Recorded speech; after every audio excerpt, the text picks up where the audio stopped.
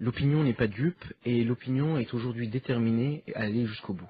Même si le mouvement s'essouffle, rien ne sera plus comme avant. Parce que la barrière psychologique de la peur est tombée. Parce que les gens comprennent aujourd'hui qu'il n'y a plus d'autre alternative pour recouvrer sa souveraineté que de renverser ce régime.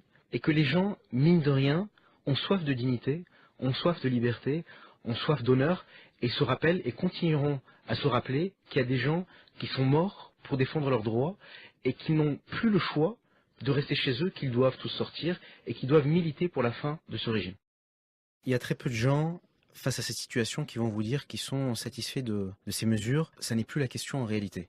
La question n'est plus de savoir ce qu'on peut faire pour contenter le peuple tunisien, parce que le peuple tunisien aujourd'hui n'a plus comme revendication plus de liberté ou plus d'argent, plus, si vous voulez, d'espace d'expression. La revendication aujourd'hui presque unanime du peuple tunisien, c'est que ce régime s'en aille. Et c'est un consensus qui se fait autour des différents partis d'opposition, des différents syndicats et de l'ensemble de la société civile tunisienne. Quand vous avez un gouvernement qui s'est désintéressé de son peuple depuis 23 ans, il ne peut pas prétendre connaître ce peuple.